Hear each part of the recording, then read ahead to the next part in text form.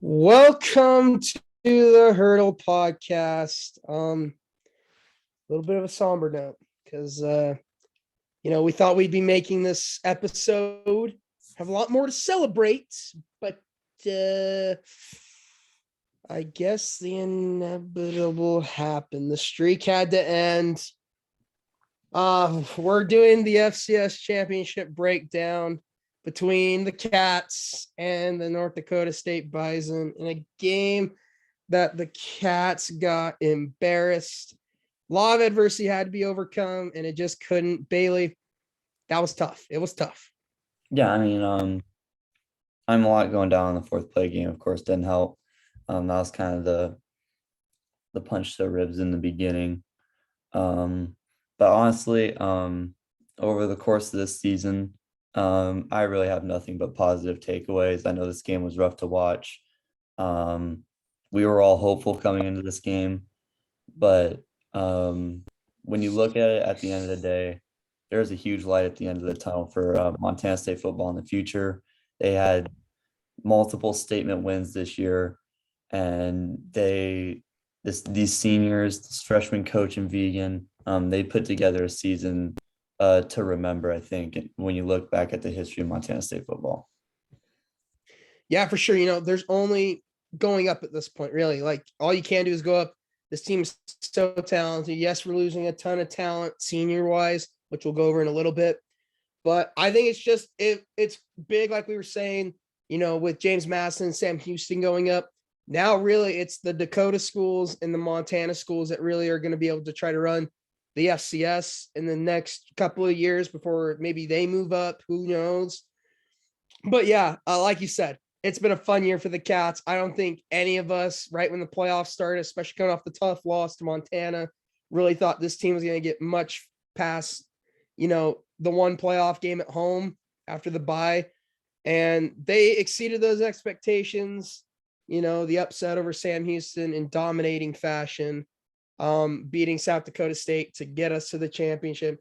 Really, all in all, I think it's the best that we could have expected from a team that loses their starting quarterback to the transfer protocol, throws a freshman in, and just wins. And a lot of our guys were hurt toward the end, which didn't really matter because guys stepped up when they had to. And it was just all in all a really fun season. A lot of positives, a lot of things to go back on the drawing board too. But I think a great recruiting class coming in, got a few transfers to come up. All in all, I think the Cats are built to be even better, maybe. So, for our freshman year, it was fun watching, a football team be really good. Because I know in high school, playing football, we weren't the greatest. So to be a part of that winning culture, like living on campus, everyone, like pretty much the whole town of Bozeman shutting down on Saturdays to support this team at home games was really fun to watch. But yeah, we'll jump into it. Cats lose 38-21, like you said. First drive, Malott goes down 38-10. Did I say it wrong? Yeah, you're good. Keep it rolling. 38-10. My bad. Once Malott went down on the first drive, it was really, a lot to overcome because you have the senior that was the third string at the start of the year, Rovig, having to come in. And really, it was just too much to handle. Losing Tommy was really a gut punch. I think he was becoming a leader on this team, and he's going to be a leader on this team moving forward. And to lose that guy just was a lot to overcome. And really, once you get down 28-0 against the team, it's more of, what can we do to make it not look so bad? Second half, we really kind of were starting to figure it out. But again, kind of just a half too late. A lot had to be overcome in that first half. And, holding them to 10 in the second half, us scoring 10. I mean, it is what it was. I know probably North Dakota State was probably just trying to run it out and get out of there. But you are not going to win a football game when you give up 380 rushing yards and 4 rushing touchdowns. It just can't happen, especially for the stronghold of this team's always been the defense, especially this year. It was kind of hard to watch. It really was after such a great year. Yeah. Very positive in this video, I think. I know this game was rough to watch from start to end. North Dakota State had 286 rushing yards in the first half. So I'm gonna start with the positives from them. The run game was absolutely dominant.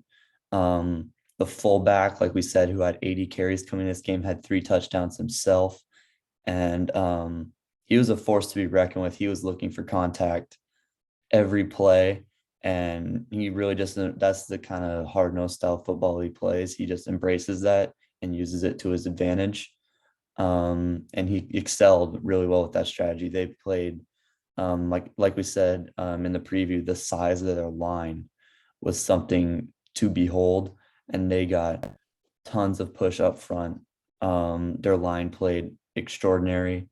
Um, and that's what the coach after the game for NDSU, that's really said what they rely on, and the goal of their recruiting in the future is they dedicate themselves to having the top offensive line in the FCS for the next 5 to 10 years.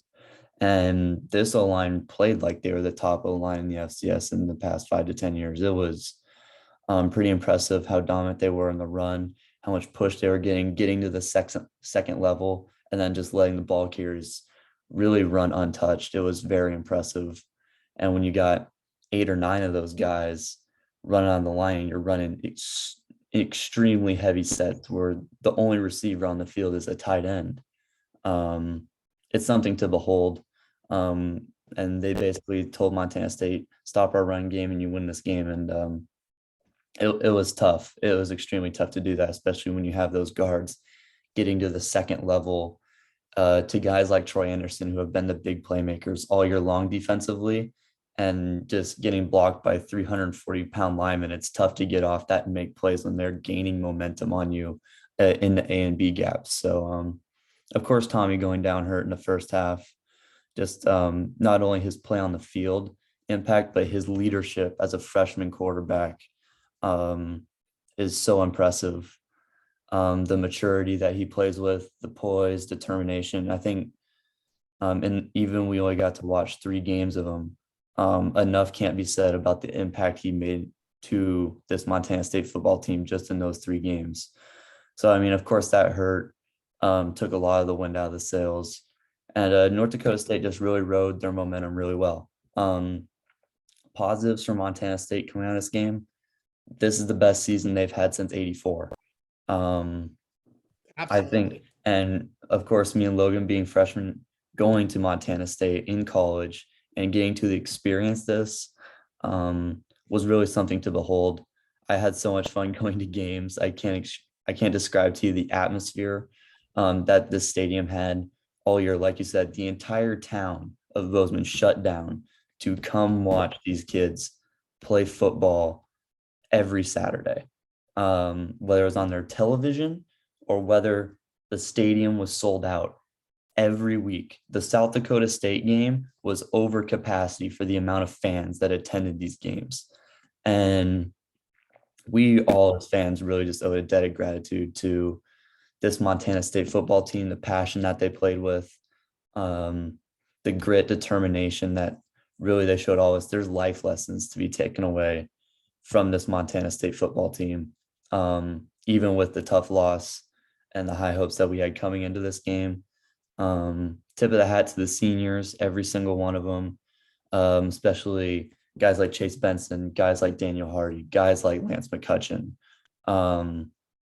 and more, plural. I mean, I believe there's 8 or 9 seniors on this team alone. Troy Andersen, of course, how could I forget him? And Isaiah, because he's going pro. Isaiah could be going pro. But yeah, the guys that are leaving, we just want to give a huge shout out to you guys, the impact that they made on this team. We're losing probably our 5 best players going into next year. So it's gonna hurt, but yeah, it's just congrats on an absolutely fantastic season. And congrats to North Dakota State to continue the dynasty. I mean, 9 chips in 11 years with 3 different head coaches.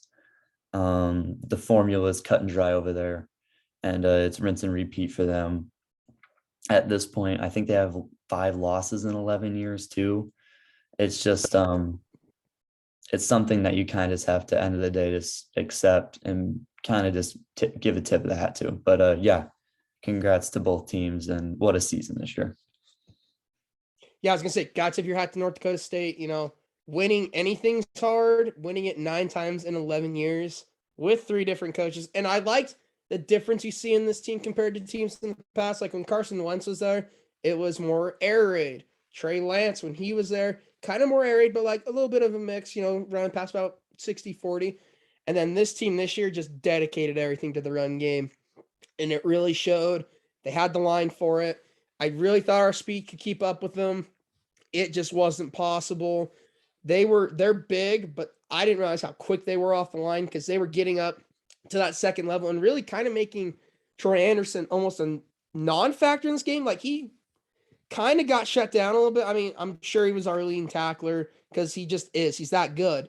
But this was one of those more quiet games for him. And then even when he did get met in the hole, that fullback was untackleable. Like he could not be tackled. So yeah, tip of the cap to them. Great year. I can't wait to play him again next year. Let's just put it that way. But yeah, positives for the Cats. Again, like you said, this team all year has been counted out, especially after that Montana game. And we ended up in a national championship. Like not much more, but you can't do any better than that except win it. And sadly that didn't happen, but the leadership was great. Again, like you said, I worked most games, but the games I got to go to, holy cow. Like that atmosphere in Bozeman at Bobcat Stadium is insane. Next year is going to be that much more fun. I just really can't wait to see where the Cats go from here. Brett Vegan gets his first year under his belt. Very good, but you didn't win. Like you didn't win the championship. So there's always room to improve. I can't wait to see how they fill in with these guys, some of these guys leaving.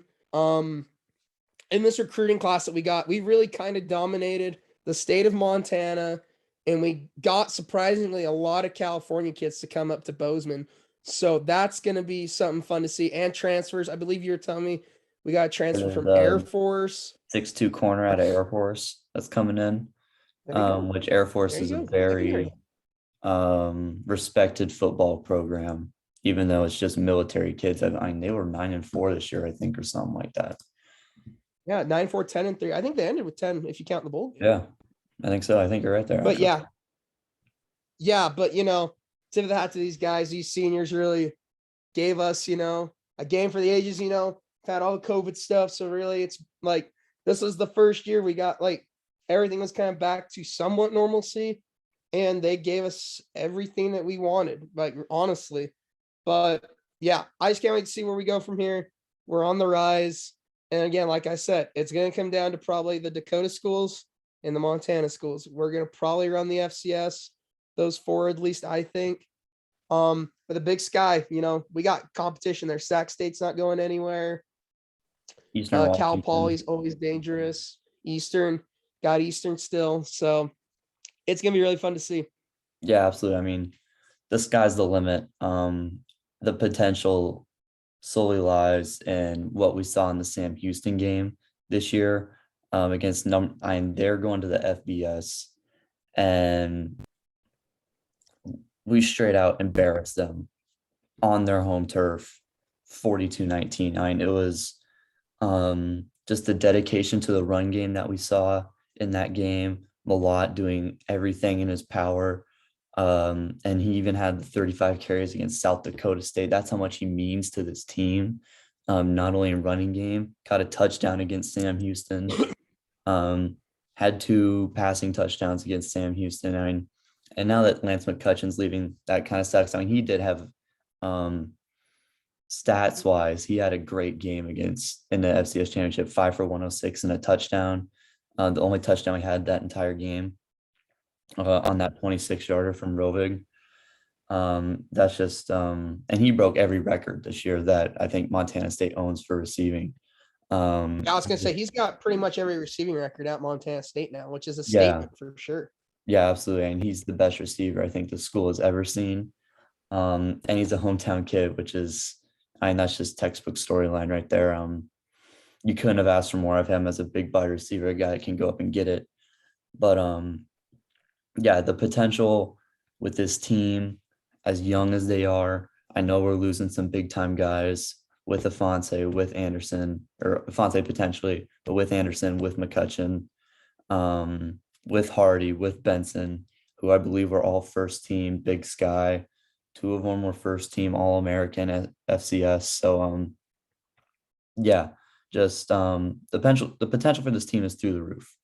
And like you said, Vegan's only got 1 year under his belt, and he took us to the FCS championship. And yeah, the potential is so high for the future of this team. I'm super excited, even though it was a fantastic freshman year for me and Logan here, just to watch these games and witness them. So excited for what the future lies. Yeah, for sure. And, give you a little preview for next year. I gotta say, the competition gets harder. Cats will open up the year at with McNeese, the McNeese Cowboys. They'll also have Morehead State at home, and then their first road game is against a Pac-12 school. They play at Oregon State. So you go from playing at a Mountain West school to the very next year, you're playing a Pac-12 school. So that's a crazy jump up for the Cats. Then at Eastern Washington, that'll be a game circled on the calendar. UC Davis at home the next week, Idaho State at home the next week, at Northern Colorado, Weber State at home, then the bye week, at Northern Arizona, at Cal Poly, and then we get the game at home this year. We get the Grizz at home to end the year. So again, all this potential, the schedule just keeps getting, it keeps getting on up with definitely more challenging teams. Like we're playing a Pac-12 school next year. That's insane to think about, coming from a school in Bozeman in the Big Sky Conference, which, that's going to be fun to see. I can't wait. Yeah, absolutely. I mean, just with how much this team improved this year as a core, they deserve the tougher schedule. And just to continue to rank up in the Big Sky. I think Sac State won it this year. So yeah, they had a lot riding on that Montana game, but they still have the sheer ability to win the conference. Like you said, most of those games are definitely winnable. I think every game for them on a schedule is winnable. Even Oregon State, who we know as a Power 5 school there in the Pac-12, every game is winnable just through the commitment to their run game. And if they improve on their ability to play defense, even though we're losing Troy, Hardy, and Benson, if they somehow capitalize and keep that momentum going into next year with Vegan as the coach, there's just so much potential as a dominant run game with a dominant defense. And when that gets later into the season with these very cold games, if you have home field advantage here at Bozeman, these very cold games is a huge factor to be able to run the ball and play great defense, which is what they did really all year long this year. So yeah, I'm so excited for the future of this program. Yeah, not to toot our horn, but our senior years in 2025, we play at Oregon. So hey, there you go. Yeah, tell me about it. I mean, it would be cool if it was, in Bozeman, but I don't think we're gonna get Oregon to come all the way to Bozeman. So, yeah, that's that. That'll be a tough game. Yeah, great year for the Cats. I cannot wait for Cats football to kick off next year, right when we all are getting back on Saturday, September 3rd. It's gonna be insane for Gold Rush, baby. Yeah, absolutely. Can't wait.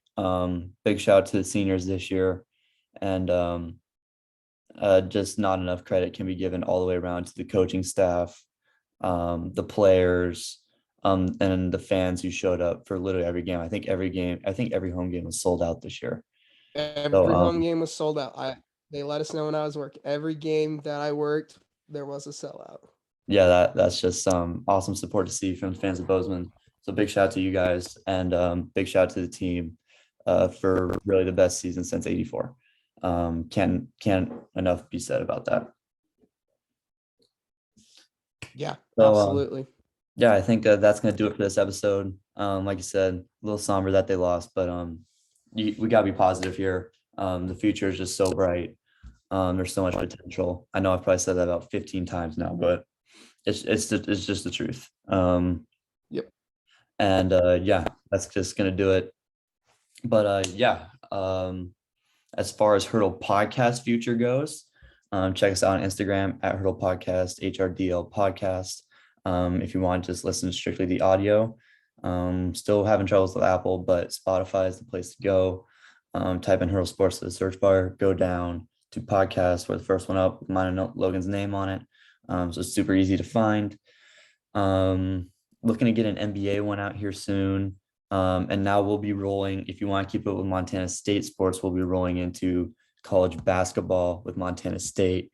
And now we'll probably start doing college basketball just as a whole now, because we got holes to fill now on Thursdays. So college basketball is probably going to be our roadmap to doing that. I know Baylor's looked extremely dominant this year as the 1 seed. And there's already been some huge matchups like Gonzaga Duke, who are the 1 and 2, who played, I think I was about a month ago now. So Yeah, right around. so yeah, that'll be the new transition from Bobcat Football. But as breaking news hits from Montana State Sports, we will continue to deliver on that notion. But that's going to do it for this episode. What a great season. So happy for these guys. That's going to close it out. I'm Bailey. That's Logan. We're out, guys. Peace. Go Cats, go!